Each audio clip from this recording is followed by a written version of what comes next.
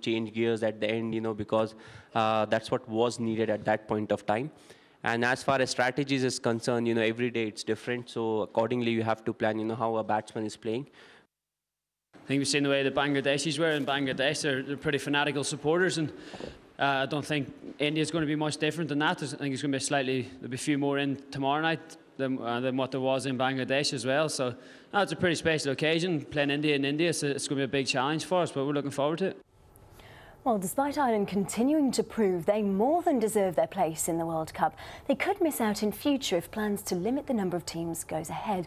The International Cricket Council is considering changing the format of the 2015 event, which could exclude the associate nations. I think it's a balance that we're trying to achieve between top-class competition, the opportunity for developing nations, and to have the 10 best teams at the World Cup. If we do agree on a robust qualification process, there's no reason why we should not still see it. Tennis now, and former winners Spain have reached the quarter-finals of the Davis Cup after their doubles victory over Belgium.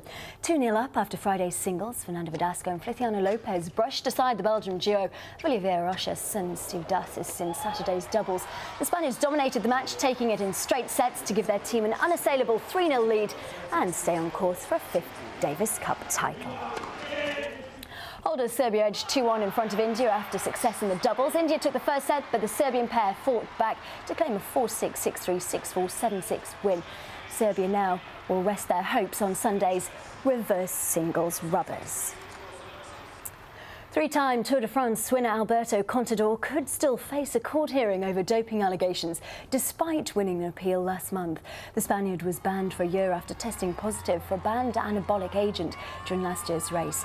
The Spanish Cycling Federation overturned the decision, but the International Cycling Union is now deciding whether to appeal against the decision at the Court of Arbitration for Sport. They've got until the 24th of March to make a decision.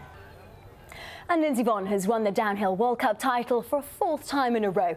Anya Pearson comfortably claimed her first win of the season in Italy after being dogged by knee problems. Vonn was second behind the Swede, which was enough to ensure she claimed the title. The American now has an unassailable lead over Germany's Maria Reicher at the top of the downhill rankings, and there's just the one race left. And that's the sport for now. Thanks, Zoe. Rio de Janeiro's annual carnival is now officially underway. Children have been performing the first street processions. The 5-day festivity showcased Brazil's top dance schools with extravagant performances, colourful costumes and street bands. Stay with us here on Al Jazeera. I'll be back with more news in a couple of minutes, but before that, a check on world weather.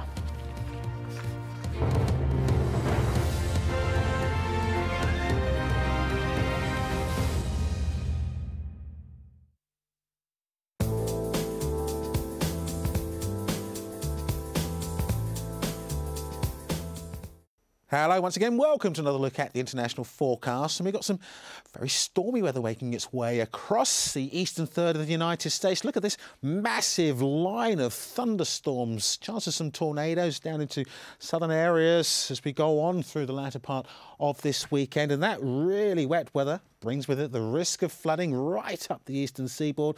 Yet more snow to come towards New England, just through New York, upstate New York, to that eastern side of Canada.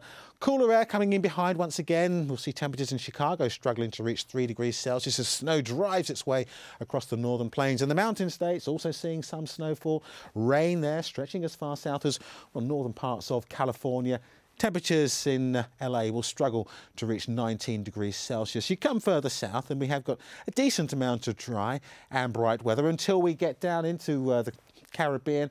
Just around southern parts of Mexico, we could see some heavy showers through the Yucatan Peninsula. For the West Indies itself, it's fine, it's dry, lovely sunshine here. Temperatures typically now getting up to around 27 or 28 degrees. We've got plenty of sunshine too into central parts of Europe. It remains wintry over towards the east, but still very wet and windy for the southeastern corner.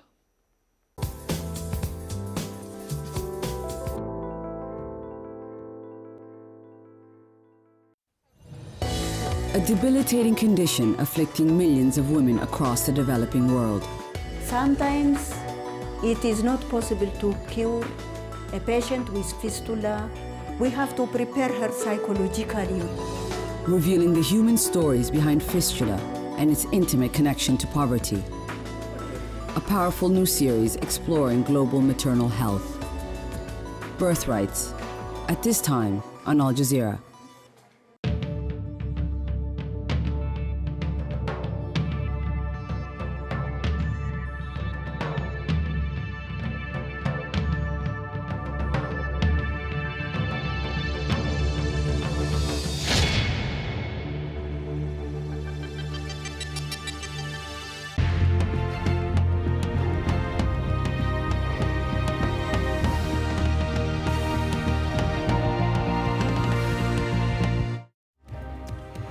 Symbolic and strategic, rebel fighters in Libya head west towards Colonel Gaddafi's heavily guarded hometown.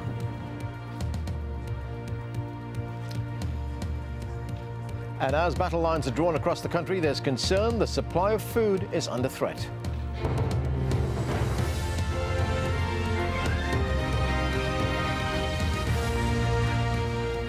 Hello, I'm Arnold Neidem, and this is Al Jazeera, live from Doha. Also coming up, Egyptians turn their anger on the former interior minister and storm state security buildings.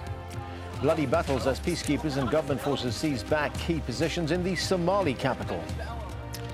And we speak to the so-called hacktivists targeting corporations and governments around the world.